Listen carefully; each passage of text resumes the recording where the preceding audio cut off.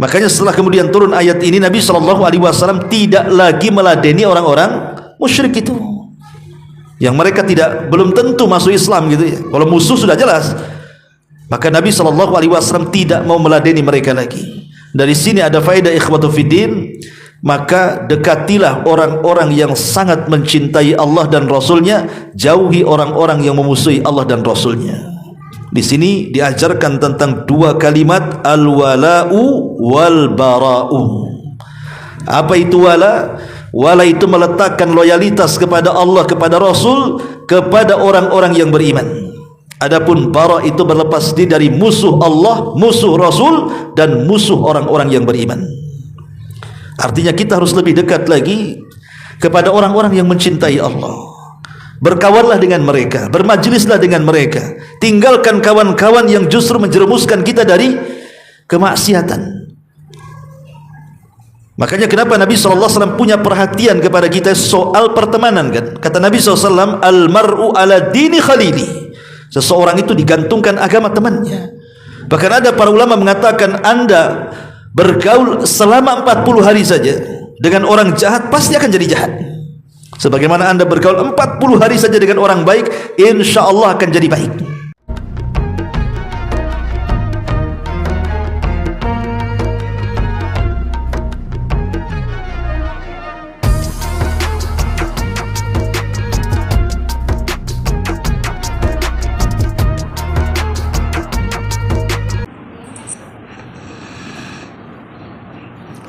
Bismillahirrahmanirrahim.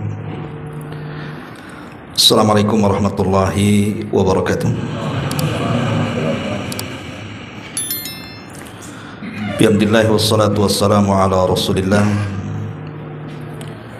wa ala alihi wa sahbihi wa mawalah wa la hawla wa la quwata illa billahi wa ba'du.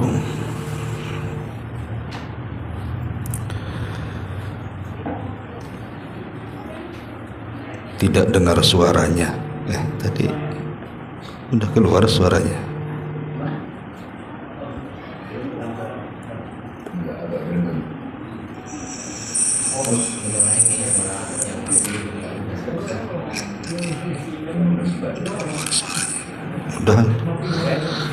Udah. Berarti yang komen ini buat panik. Alhamdulillah wassalatu wassalamu ala rasulillah wa ala alihi wa sahbihi wa mawalah wa la hawla wa la quwata illa billahi wa ba'du. Kita lanjutkan kajian kita, masih membahas tafsir singkat dari surah-surah pendek dalam juz Amma, dan kita masuk pada surah Abasa. A'udzubillahi minasyaitonir rajim. Bismillahirrahmanirrahim. Abasa wa tawalla an ja'ahul a'ma wa man yudrika la'allahu yazzakka aw yadhakkaru fatanfa'ahu dhikra amma man istaghna fa anta lahu tasadda wa ma 'alaika alla yazzakka wa amma man ja'aka yas'a wa huwa yakhsha fa anta anhu talaha kalla innaha tadhkira faman syaa'a dzakara fi suhufin mukarramah marfu'atin mutahharah bi aidi safara kiramin barara. Di sini Allah Subhanahu wa taala mengatakan abasa wa tawalla. Abasa wa tawalla maksudnya dia Muhammad sallallahu alaihi wasallam berwajah musam dan berpaling ketika seorang buta telah datang kepadanya, maksudnya Abdullah ibnu Ummi Maktum. Dan tahukah engkau wahai Muhammad, barangkali dia Abdullah ibn Ummi Maktum itu ingin mensucikan dirinya atau ingin mendapatkan pengajaran yang memberi manfaat kepadanya. Adapun orang-orang yang merasa dirinya serba cukup, maksudnya para pembesar Quraisy, maka engkau wahai Muhammad, fa anta anhu talaha. Mana ini mati pula.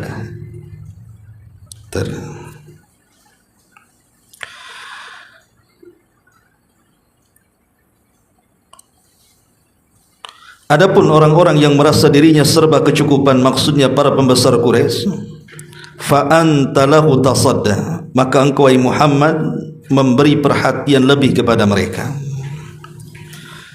Padahal tidak ada celah atasmu kalau dia atau mereka tidak mensucikan diri mereka.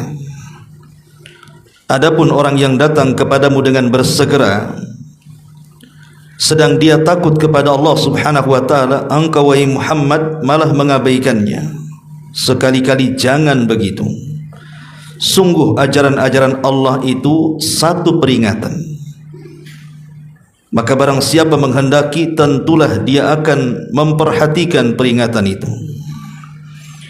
Di dalam kitab-kitab yang dimuliakan, yang ditinggikan dan disucikan di tangan-tangan para utusan para malaikat yang mulia lagi berbakti. Taib masyiral muslimat muslimin wal muslimat rahimani wa rahimakumullah. Surah Abasa ini tentu ada asbab nuzulnya, sebab turunnya. Kenapa Allah Subhanahu wa taala turunkan surah Abasa kepada kita? Ada seorang sahabat di zaman Nabi SAW, namanya Abdullah ibnu Ummi Maktum. Dan Abdullah ibnu Ummi Maktum ini satu di antara muadzin Rasul. Jadi muadzin Nabi SAW, tukang azan Nabi itu ada 4. Yang paling masyhur tentu Bilal ibnu Rabah. Tapi di sana ada Abdullah ibnu Ummi Maktum, kemudian ada Sa'ad al-Qaradi, dan ada Abi Mahdhura.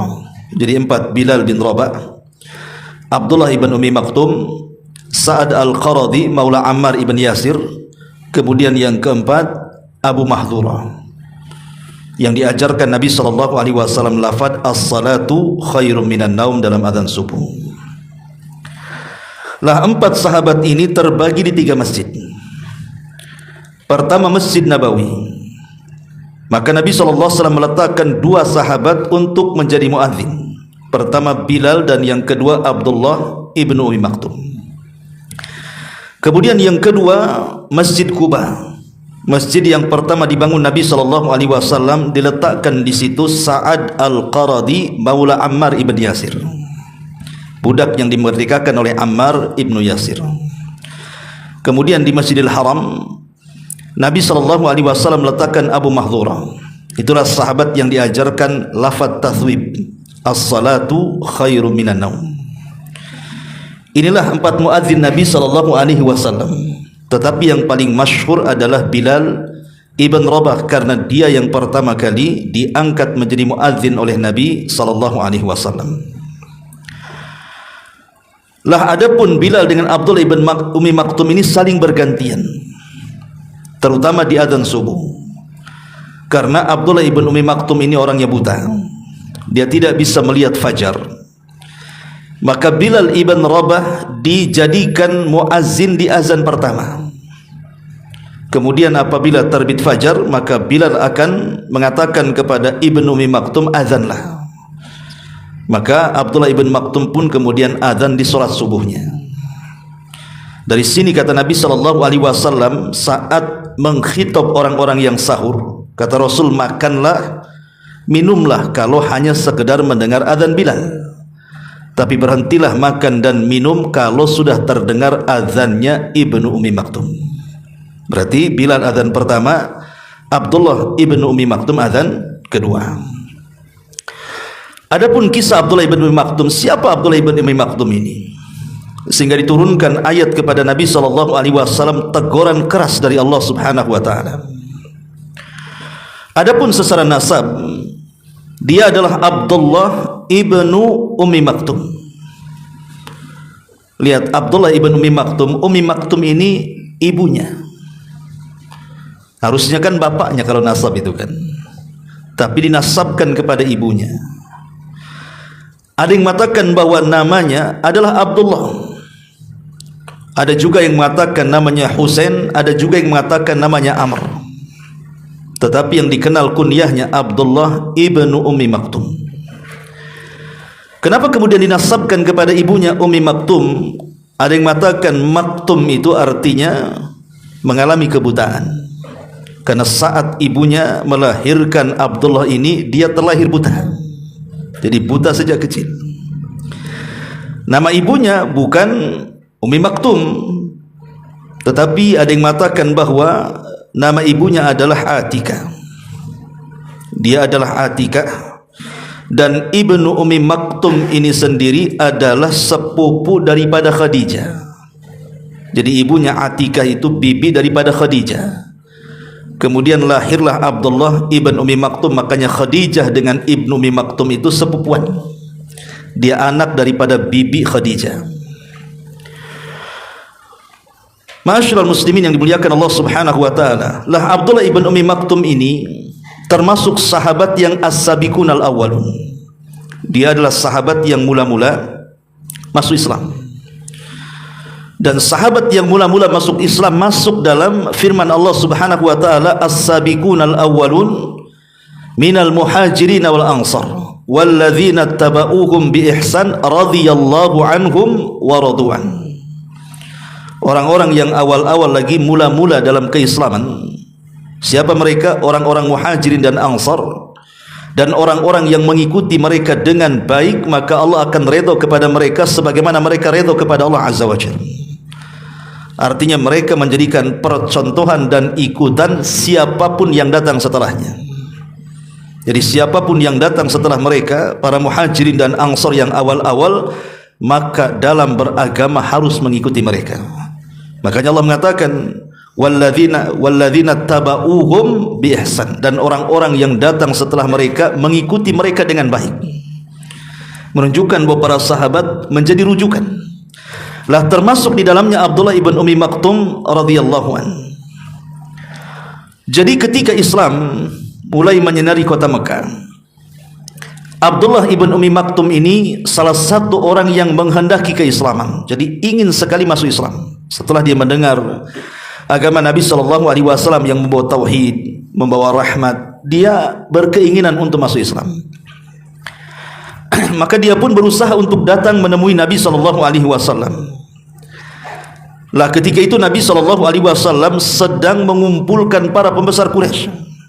Di antara mereka adalah Utbah dan juga Syaibah berdasarkan riwayat Ibnu Hibban. Jadi Rasul sedang asik menghadapi mereka, sedang berdialog dengan mereka, berdebat dengan mereka, melembutkan hati mereka supaya para pembesar Quraisy ini masuk ke agama Islam. Karena tentu ada alasan Nabi SAW kalau mereka masuk Islam, mereka adalah para pembesar, bisa saja kemudian mereka akan membawa kabilahnya masuk Islam. Itu ijtihad Nabi. Lah ketika sedang enak-enaknya Rasul berdialog dengan para pembesar Quraisy itu, tiba-tiba orang buta ini, Abdullah ibn Ummi Maktum ini, datang ke majelis itu. Kemudian memanggil-manggil dan mengatakan, "Ya Muhammad." Kenapa tidak ya Rasulullah? Karena di zaman itu belum turun ayat tidak boleh memanggil Nabi dengan namanya. Karena belum turun ayat panggilan, larangan panggilan itu, maka Abdullah ibn Ummi Maktum sama dengan orang-orang Arab, orang-orang Arab Badui yang suka memanggil nama Nabi. Jadi dia mengatakan, "Ya Muhammad, alimni mimma allamaka Allah," katanya. "Ajarkan kepadaku ilmu yang telah Allah ajarkan kepadamu." Maka dia mendekat kepada Nabi SAW sementara Rasul ketika itu sedang berceramah di hadapan para pembesar Quraisy. Tentu Nabi SAW agak kesal sedikit kepada Ibnu Ummi Maktum ini, karena di hadapannya para pembesar, masalahnya kan begitu. Sehingga Nabi SAW mulai bermuka masam, tampakkan perbuatannya tidak suka. Kemudian dia palingkan wajahnya, tidak menatap Ibnu Ummi Maktum, malah menatap para pembesar Quraisy di situ. Maka dari sini Allah Subhanahu wa taala menegur Rasul, abasa wa tawalla. Dia pun bermuka masam dan berpaling. Lah ketika Allah Subhanahu wa taala menegur dengan turun surah Abasa ini, maka Nabi SAW disadarkan oleh Allah Subhanahu wa taala, ini ada orang yang jelas-jelas ingin masuk Islam, ingin membersihkan dirinya dari dosa. Kenapa kau palingkan wajahmu? Sementara para pembesar Quraisy itu, Utbah dan Syaibah, belum tentu dia masuk Islam. Belum ada tanda-tanda mereka akan mendapatkan hidayah. Kenapa kau berpaling kepada orang-orang yang tidak jelas, kemudian orang yang jelas kau abaikan? Seolah-olah Allah Subhanahu wa taala menegur Nabi SAW seperti itu. Lah sejak peristiwa ini kan Nabi ditegur gara-gara Ibnu Ummi Maktum kan. Sejak saat itulah Rasul sangat memuliakan Ibnu Ummi Maktum ini. Apabila Abdullah ibn Ummi Maktum datang kepada Nabi SAW, Rasul langsung berdiri, kemudian mengatakan, marhaban biman atabani rabbi, katanya. Selamat datang, gara-gara kamu aku ditegur Allah, katanya. Tapi ini penghormatan namanya. Ya, selamat datang, karena Nabi sangat memuliakan dengan peristiwa ini. Bahkan keluarga Nabi juga sangat memuliakan.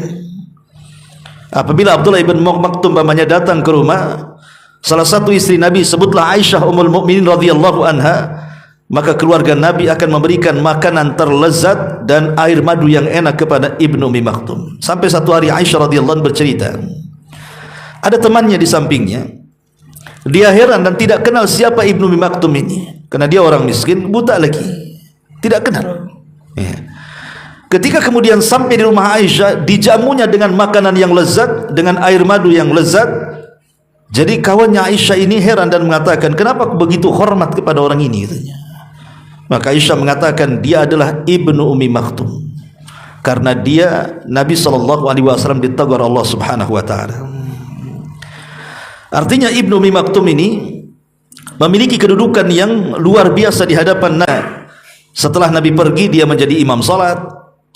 Terkadang dia menjadi qadhi, menjadi penghukum kalau ada orang-orang yang bermasalah. Terkadang membuat semacam undang-undang kalau diperlukan, dan begitu seterusnya selama Rasul safar. Nabi SAW sangat mempercayakan kepada Abdullah Ibnu Ummi Maktum, karena dia pakar Quran. Kalau sudah pakar Quran, pasti akan berhukum dengan Quran. Dan kalau dia berhukum dengan Quran, pasti hukumnya adalah penuh dengan keadilan. Lah Abdullah ibn Ummi Maktum juga adalah orang yang pertama hijrah setelah Mus'ab bin Umair. Kita tahu bahwa sahabat yang pertama hijrah dari Mekah ke Madinah adalah Mus'ab ibn Umair, yang diutus Nabi SAW untuk berdakwah di kota Madinah dan berhasil mengislamkan dua pembesar kabilah Khazraj dan Aus. Baru setelah itu Ibnu Ummi Maktum nyusul. Ketika kemudian Ibnu Ummi Maktum nyusul bersama Mus'ab ibn Umair di kota Madinah, maka berkolaborasilah dua sahabat ini, masing-masing mengajarkan Quran kepada penduduk Madinah. Lihat bagaimana orang buta memberikan hidayah orang-orang yang melihat. Ya. Jadi sebuah cacat fisik itu tidak menghalangi Allah memberikan anugerah yang terkadang tidak diberikan kepada orang yang melihat. Seperti contohnya Abdullah ibn Ummi Maktum ini. Bagaimana Allah Subhanahu wa taala angkat derajat dia walaupun dia buta. Kenapa? Karena Al-Quran yang mengangkatnya. Itulah yang dikatakan oleh Umar bin Khattab radhiyallahu an saat mendengar Mekah dipimpin oleh wakil gubernur Abdurrahman ibn Abza yang notabene mantan budak. Maka Umar mengatakan, innallaha yarfa'u bihadzal kitab aqwaman wa yadha'al akharin. Sesungguhnya Allah mengangkat dengan Al-Quran itu beberapa kaum, tapi juga merendahkan yang lainnya. Lah Ibnu Ummi Maktum salah satu sahabat yang diangkat derajatnya oleh Quran. Makanya dia mengajarkan Al-Quran, memahamkan para sahabat yang lainnya tentang Al-Quran. Inilah kehebatan atau karamah daripada Ibnu Ummi Maktum, walaupun dia buta tapi dialah yang mengajarkan Quran kepada orang-orang yang melihat. Harusnya kan terbalik, ikhwan, kan itu. Ma'asyiral muslimin yang dimuliakan Allah Subhanahu wa taala. Abdullah ibn Ummi Maktum ini cemburu dengan para sahabat yang lain apabila ada gerakan jihad, dan dia selalu meminta kepada Rasul untuk dilibatkan dalam jihad. Tapi Nabi SAW menolak. Kenapa? Karena dia buta masalahnya. Cemana dia akan berjihad?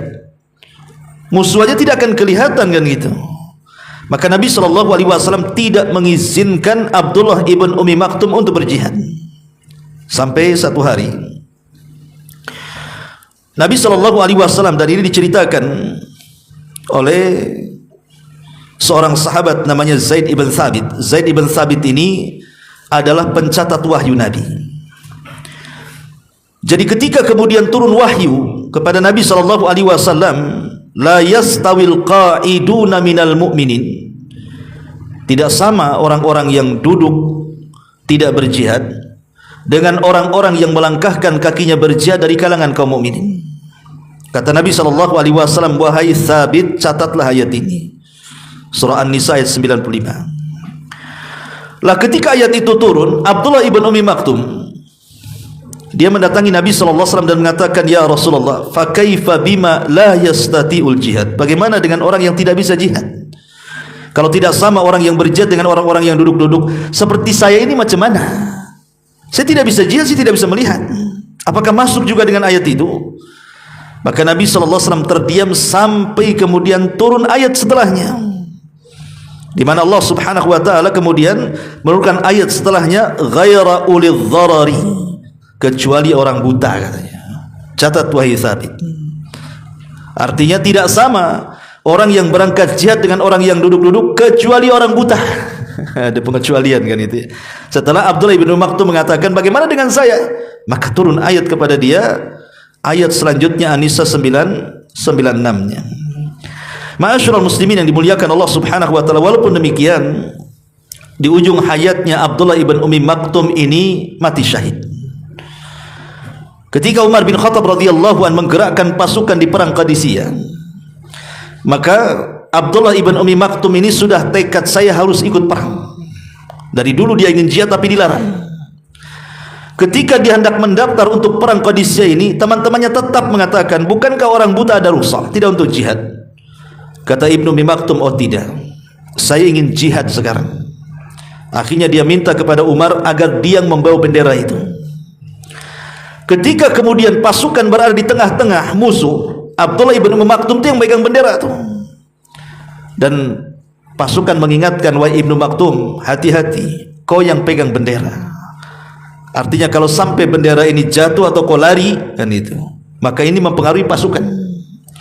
Marah Ibnu Maktum dan mengatakan, saya ini qari Al-Quran, saya ini pembaca Quran, tidak mungkin saya lari dari peperangan, katanya.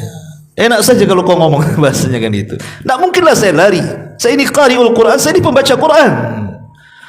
Akhirnya ketika betul-betul perang berkecamuk, kemudian terdengar sabetan pedang, teriakan dan begitu seterusnya, disinilah gugur Ibnu Ummi Maktum dalam perang Qadisiyah. Artinya dia meninggal mati syahid, ya. Ma'asyiral muslimin yang dimuliakan Allah Subhanahu wa taala. Dan dari sini banyak pelajaran, ikhwatu fiddin, bagaimana Nabi SAW mengajarkan kepada kita bermuamalah dengan orang yang memiliki kekurangan. Ya, Nabi SAW mengajarkan kepada kita, jangan pernah meremehkan orang yang memiliki kekurangan. Entah dia buta, entah dia tuli, entah dia bisu, entah dia cacat, pincang dan begitu seterusnya. Karena Nabi SAW bermuamalah dengan mereka itu dengan sangat baik sekali, karena tahu mereka memiliki kekurangan fisik. Seperti umpamanya, contohnya di zaman Nabi SAW ada seorang wanita, dia kalau terjangkit penyakit ayannya, maka dia selalu seperti orang kesurupan dan tersingkap auratnya. Maka wanita ini datang, wanita berkulit hitam ini datang kepada Rasulullah SAW dan mengatakan, ya Rasulullah, doakan aku agar sembuh dari penyakitku. Karena kalau datang penyakitku, maka aku akan menyingkap auratku dan tampak di hadapan orang, dan aku malu. Maka Nabi SAW mengatakan kepada wanita ini, baik, saya akan berdoa kepada Allah agar penyakitmu disembuhkan, tetapi ada perkara yang lebih besar daripada itu. Kata Nabi, wala in sabarti falakil jannah, tapi kalau engkau ingin sabar dengan penyakitmu, kau akan dihadiahi surga. Milih disembuhkan penyakit atau milih hadiah surga? Maka wanita ini mengatakan, kalau begitu aku memilih yang kedua, aku ingin masuk ke dalam surga. Tapi tolong berdoa kepada Allah, ya Rasulullah, aku tidak ingin sembuh kalau memang itu hadiahnya surga. Tapi kalau penyakitku kumat, kata wanita ini kepada Rasul, tolong berdoa kepada Allah agar aku tidak menyingkapkan auratku, itu saja. Tapi lihat bagaimana Nabi SAW bermuamalah dengan orang-orang yang tidak memiliki fisik yang lengkap sebagaimana layaknya orang-orang, atau memiliki penyakit yang tidak dimiliki orang-orang. Rasul tetap bermuamalah mereka dengan baik. Makanya kenapa Nabi SAW disebutkan dalam sebuah hadis, innallaha qala, Allah berfirman, kata Nabi SAW hadis kursi, idza btalaitu abdi bihabibataihi fasabara awadtuhu ta'ala, atau dalam riwayat awadtuhu minhuma al-jannata. Jadi kata Allah Subhanahu wa taala, idza ibtalaitu abdi bihabibataihi fasabara awadtuhu minhumal jannah. Kata Allah Subhanahu wa taala, apabila aku uji di antara hambaku dengan kehilangan dua anggota badannya yang sangat dicintainya. Ada yang mengatakan maksudnya mengalami kebutaan atau mengalami kebisuan. Karena kita tahu mata ini adalah nikmat Allah yang paling berharga, kan begitu. Dengan mata inilah kita bisa belajar, kita bisa ibadah, dan begitu seterusnya. Dengan lisan juga sama, kita bisa bicara, berkomunikasi, dan lain sebagainya. Kalau Allah kemudian menguji hambanya dengan kebutaan atau dengan kebisuan dan ketulian itu, karena biasanya bisu dengan tuli itu satu paket tuh kan, fasabara, dia pun sabar. Apa kata Allah? Awwadtuhu minhumal jannah, maka aku akan ganti kelak pada hari kiamat dengan kehilangan dua penyakit tadi, kebutaan atau kebisuan tadi, Allah ganti dengan surga. Lah ketika Nabi SAW menyampaikan hadis qudsi ini menunjukkan apa? Begitulah Nabi SAW memberikan kesabaran, menyabar-nyabarkan orang yang memiliki cacat gitu ya. Maka kita pun sama, jangan pernah memandang rendah mereka. Mereka adalah manusia sama dengan kita. Justru harusnya kita beri semangat hidup mereka. Orang-orang yang kemudian ditimpa penyakit, atau yang tadinya sehat kecelakaan jadi sakit, jadi pincang, jadi mungkin akalnya sedikit terganggu, dan begitu seterusnya. Karena itu bagian daripada muamalah Rasul yang diajarkan kepada kita. Karena banyak di antara kaum muslim itu yang masih merendahkan orang-orang yang seperti itu masalahnya. Islam menyamakan semua manusia. Ma'asyiral muslimin yang dimuliakan Allah Azza wa Jalla, Abdullah ibn Ummi Maktum ini percontohan bagaimana Rasul memuliakan beliau. Bahkan keluarganya juga memuliakan beliau. Bahkan Nabi SAW kalau datang selalu memeluk dan mengatakan marhaban biman atabani rabbi, selamat datang orang yang gara-gara engkau aku ditegur Allah Subhanahu wa taala. Lah salah satu hadis yang diriwayatkan oleh Abdullah bin Ummi Maktum adalah dia mengatakan kharaja alaina Rasulullah sallallahu alaihi wasallam ba'da martafa'ati syamsu wan nasu indal hujurat faqala ya ahlal hujurat sya'uratin nar wa ja'atil fitan ka qita'il laili law ta'lamu ma a'lamu la dhahiktum qalilan wa la bakaitum katsira. Dari Abdullah ibn Ummi Maktum radhiyallahu anhu, dia mengatakan Rasul keluar bersama kami setelah naik matahari dan manusia berada di kamar-kamar mereka. Kemudian Rasul mengatakan, wahai pemilik-pemilik kamar, neraka sedang menyala, fitnah sudah menyebar seperti potongan malam. Kalau kalian tahu apa yang aku tahu, tentu kalian akan sedikit tertawa dan banyak menangis. Dan banyak riwayat-riwayat yang diriwayatkan oleh Ibnu Ummi Maktum kepada kita. Tapi syahidnya di sini bahwa Abasa wa Tawalla ini, atau surah Abasa ini turun kepada seorang yang bernama Ibnu Ummi Maktum, atau Abdullah Ibnu Ummi Maktum, muadzin Rasulullah sallallahu alaihi wasallam. Baik, di sini Allah Subhanahu wa taala mengatakan Abasa wa Tawalla. Abasa wa Tawalla, Nabi Muhammad berwajah masam dan berpaling. Dan ini mukjizat Nabi. Ingat Nabi SAW itu, kata Anas bin Malik radhiyallahu anhu dan sahabat yang lainnya, kana Nabi SAW tabassuman, Rasul itu senantiasa tidak lepas daripada senyum. Cuman sekali Nabi SAW bermuka masam dalam hidupnya. Coba bayangkan, Nabi itu seumur hidupnya tersenyum, tertawa dan tersenyum, membahagiakan orang. Tapi sekali seumur hidup Rasul pernah bermuka masam dan berpaling saat terjadinya kasus si Abdullah ibn Umi Maktum ini. Coba, ini mukjizat ikhwatul fiddin. Siapa yang sanggup seumur hidupnya tersenyum, senantiasa memasang wajah yang indah, wajah yang berseri, menyenangkan orang. Perasaan kita ini lebih banyak masam dibandingkan senyumnya kan. Tapi Rasul justru masam itu seumur hidup cuma satu kali saja. Dan ini mukjizat Nabi. Ya. Cuma di sini ada pertanyaan, Nabi kan berpaling, bermuka masam kemudian memalingkan wajahnya, tidak menatap Ibnu Umi Maktum. Apakah seorang Nabi itu boleh berijtihad? Ini kan ijtihad Nabi. Seolah-olah Nabi beristihad di sini kan. Ini kalau yang masuk cuma satu orang nih, Ibnu Maktum nih, kalau saya bisa mengislamkan orang ini, dia bisa bawa kabilahnya. Itu kan istihad namanya kan. Pertanyaannya, apakah seorang Nabi itu boleh beristihad? Terjadi silang pendapat di antara ulama. Ada yang mengatakan seorang Nabi tidak boleh beristihad, karena Nabi Allah Subhanahu wa taala mengatakan, wa ma yantiqu anil hawa in huwa illa wahyun yuha. Nabi itu tidak pernah mengucapkan dengan hawa nafsunya, yang diucapkanlah wahyu yang diwahyukan kepadanya. Artinya Nabi tidak mungkin beristihad karena semua pemikirannya adalah wahyu. Tapi ada juga yang mengatakan kasus ini menunjukkan Nabi beristihad. Tetapi ulama mengatakan bahwa ijtihad itu ada dua. Ada ijtihad agama, ada ijtihad dunia. Kalau dimaksud ijtihad dunia, ya Rasul beristihad. Seperti contohnya, ketika Nabi SAW hijrah ke kota Madinah, dilihatnya penduduk Madinah itu sibuk mengawin-ngawinkan pohon kurma.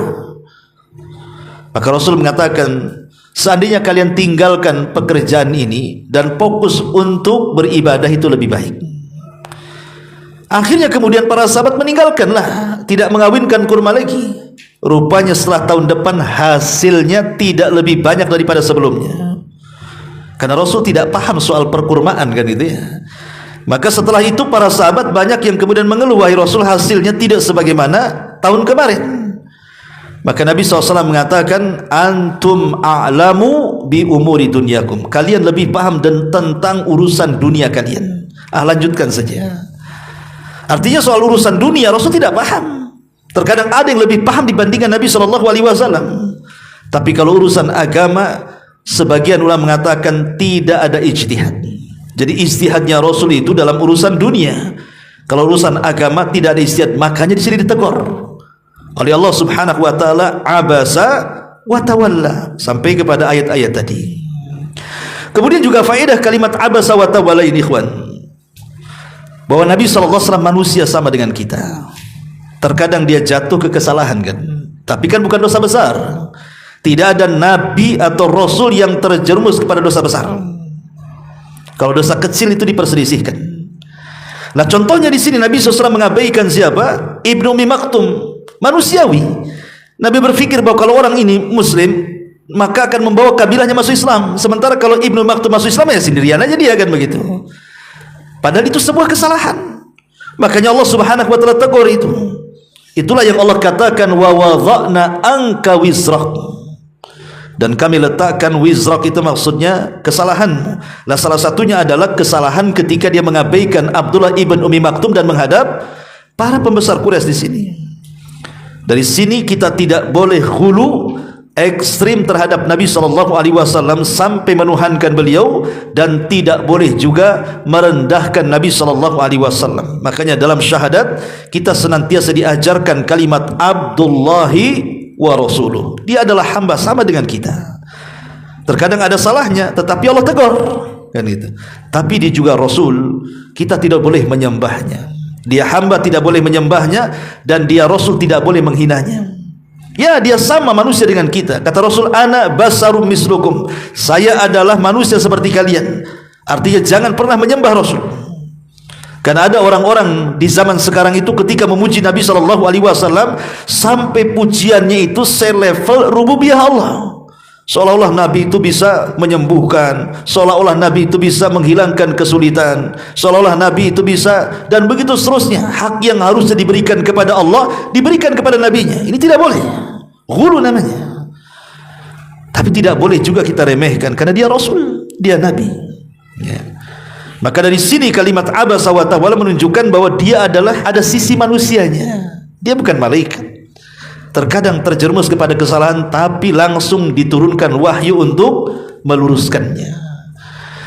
Ma'asyiral muslimin yang dimuliakan Allah Subhanahu wa taala, karena Nabi tidak tahu yang gaib kan. Tentu kalau Rasul akan ditegur oleh Allah tidak mungkin dia melakukan seperti itu kan.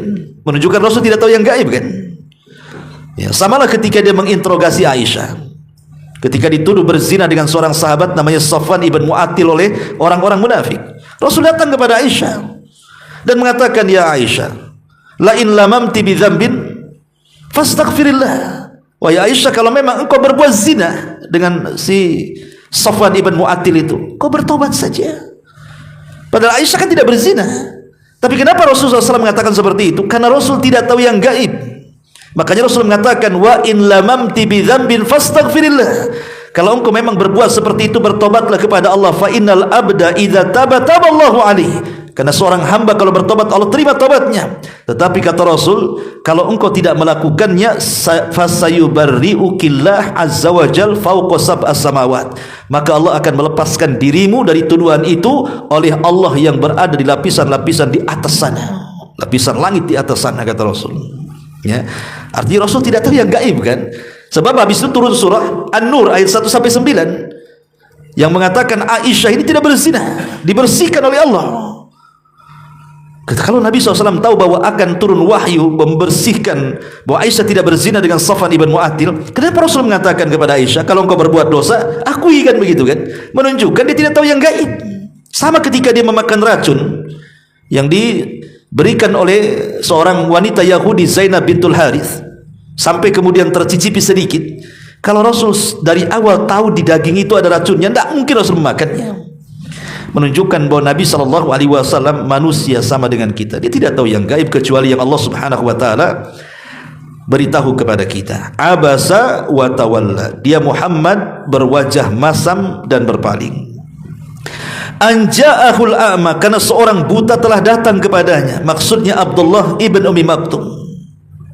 Orang buta datang kepada Rasul, wa mayudrika la'allahu yazakka. Tahukah engkau wahai Muhammad, barangkali dia, maksudnya Abdullah ibn Ummi Maktum itu, datang kepadamu dalam rangka membersihkan dirinya, membersihkan dirinya dari dosa. Artinya orang ini datang betul-betul ingin masuk Islam. Sementara Nabi SAW terus saja ngomong dengan para pembesar Quraisy, lah ada orang yang jelas-jelas datang mau masuk Islam, malah engkau abaikan. Kemudian Allah mengatakan, au yadzakkaru fatanfa'u dzikra, atau dia ingin mendapatkan pengajaran kamu sehingga dengan itu bermanfaatlah bagi dia. Seolah-olah Allah Subhanahu wa taala mengatakan, ngapain kau ceramah capek-capek gitu, bermunaqasyah, berdebat dengan orang-orang itu, sementara belum tentu mereka mengambil manfaat kamu. Boleh saja ucapan kamu itu hanya masuk telinga kanan, keluar telinga kiri, enggak didengar pun oleh mereka itu. Lah ini jelas-jelas mau dengar, kok bisa kau bermuka masam dan berpaling? Makanya Allah kemudian katakan, amma man istaghna. Adapun orang-orang yang merasa dirinya merasa cukup dengan kekafirannya, cukup dengan kesyirikannya, tidak mau menerima dakwah Nabi lagi, fa anta lahu tasadda, malah engkau memberikan perhatian lebih. Mereka sudah merasa cukup dengan agama mereka, dengan penyembahan mereka kepada berhala, mereka menganggap itu lebih benar dibandingkan agamamu. Kenapa engkau kemudian memperhatikan lebih kepada mereka? Wa amma man ja'aka yas'a, adapun orang yang datang kepadamu dengan bersegera, betul-betul ingin mengambil manfaat, maksudnya Abdullah ibn Ummi Maktum, wa huwa yakhsha, dan dia takut kepada Allah, fa anta anhu talaha, engkau pula mengabaikannya, bahkan bermuka masam dan berpaling kepadanya. Kalla, kata Allah, jangan seperti itu. Innaha tadhkirah, sungguh ini ajaran-ajaran Allah, jangan seperti itu. Makanya setelah kemudian turun ayat ini, Nabi SAW tidak lagi meladeni orang-orang musyrik itu, yang mereka belum tentu masuk Islam gitu ya. Kalau musuh sudah jelas, maka Nabi SAW tidak mau meladeni mereka lagi. Dari sini ada faedah ikhwatu fiddin, maka dekatilah orang-orang yang sangat mencintai Allah dan Rasulnya, jauhi orang-orang yang memusuhi Allah dan Rasulnya. Di sini diajarkan tentang dua kalimat, al-wala'u wal bara'u. Apa itu wala? wala itu meletakkan loyalitas kepada Allah, kepada Rasul, kepada orang-orang yang beriman. Adapun bara itu berlepas diri dari musuh Allah, musuh Rasul, dan musuh orang-orang yang beriman. Artinya kita harus lebih dekat lagi kepada orang-orang yang mencintai Allah. Berkawanlah dengan mereka, bermajlislah dengan mereka, tinggalkan kawan-kawan yang justru menjerumuskan kita dari kemaksiatan. Makanya kenapa Nabi SAW punya perhatian kepada kita soal pertemanan, kan? Kata Nabi SAW, al-mar'u ala dini khalili. Seseorang itu digantungkan agama temannya. Bahkan ada para ulama mengatakan, Anda bergaul selama 40 hari saja dengan orang jahat, pasti akan jadi jahat. Sebagaimana Anda bergaul 40 hari saja dengan orang baik, insya Allah akan jadi baik. Ya, ini kalimat 40 bukan batasan. Bisa saja baru 2 hari sudah berubah, kan begitu. Artinya bahwa di sini bagaimana Allah mengajarkan kepada nabinya, dan nabi ini, peristiwa ini juga mengajarkan kepada kita bahwa berilah perhatian kepada mereka, orang-orang yang jelas-jelas cinta dengan Allah, dan jauhi orang-orang yang jelas-jelas membenci Allah dan Rasulnya. Ma'asyiral muslimin yang dimuliakan Allah Subhanahu wa taala. Kemudian juga ada faedah dari ayat ini, bahwa hidayah itu bukan milik Nabi sallallahu alaihi wasallam. Makanya Allah mengatakan, nih orang yang jelas-jelas memusuhi hidayah, kenapa kau abaikan? Mereka para pembesar itu belum tentu dapat hidayah, kenapa kau berikan perhatian? Dari sini kita tahu bahwa teguran ini kepada Nabi sallallahu alaihi wasallam seolah-olah Allah ingin katakan, engkau tidak bisa memberikan hidayah kepada mereka. Bukan di tanganmu hidayah kepada pembesar-pembesar Quraisy itu, tapi Allah lah yang berikan hidayah kepada siapa yang dikehendakinya. Maka kalau ada tanda-tanda orang sudah tercium mau masuk kepada hidayah, berikan perhatian kepada dia. Ngapain sibuk mengurus orang yang tidak jelas, gitu maksudnya. Dari sini kita tahu bahwa hidayah itu hanya milik Allah. Maksudnya hidayatul taufik, karena hidayah itu ada 2. Ada hidayatul irsyad, maksudnya hidayah memberikan petunjuk kepada orang, ini baik, ini buruk, ini ikhlas, ini tidak, ini syirik, ini tauhid, ini bid'ah, ini sunnah, dan begitu seterusnya. Semua orang bisa melakukan, yang penting kita punya ilmu. Tapi kepada orang yang kita dakwai, sadar tidaknya menerima dakwah kita, itu bukan urusan kita. Itu urusan Allah, karena Allah yang mengatakan, wa ma 'alaika illal balag. Kewajiban engkau wahai Muhammad hanya menyampaikan. Begitu juga kita, hanya menyampaikan saja. Soal orang itu dapat hidayah atau tidak, itu urusan Allah. Makanya Nabi SAW sampai dikatakan oleh Allah Subhanahu wa taala, kalau engkau menghendaki seluruh orang-orang Quraisy itu ingin masuk ke dalam Islam, walau harasta bil mu'minin, walaupun engkau punya keras sekali ingin memberikan hidayah keislaman kepada mereka, maka engkau tidak bisa memberikan hidayah kepada mereka. Hatta kepada pamannya sendiri, Abu Talib, orang yang sangat mencintai Rasul dan dicintai Rasul.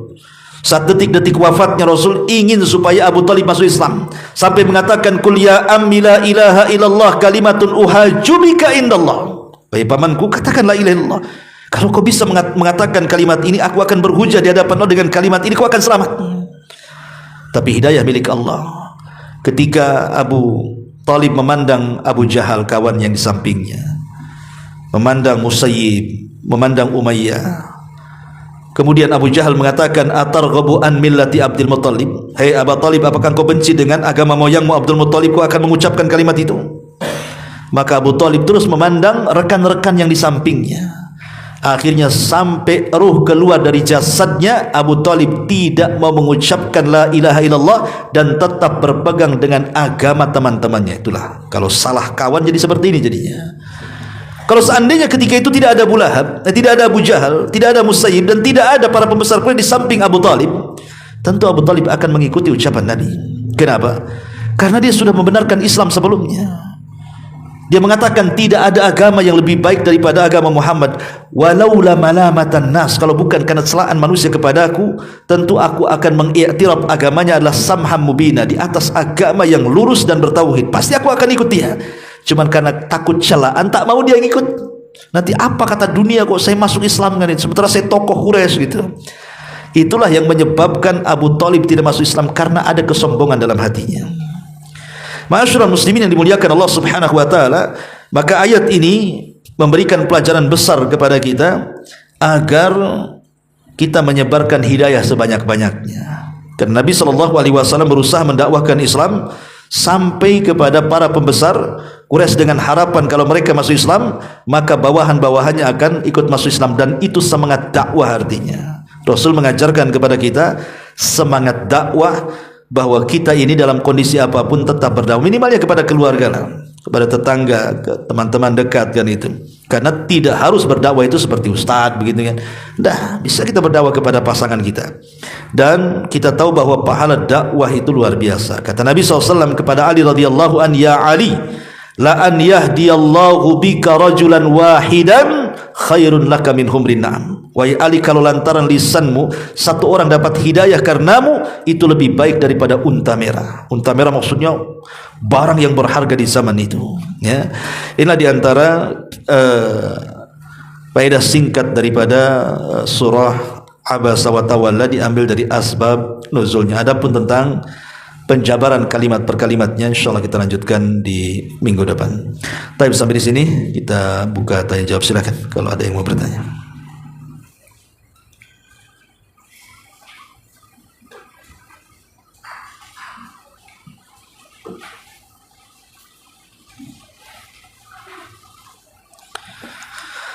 Baik, kalau tidak ada, kita tutup dengan kafaratul majlis. Subhanakallahumma bihamdika asyhadu an la ilaha illa anta astaghfiruka wa atubu ilaik. Allahu taala alam. Assalamualaikum warahmatullahi wabarakatuh.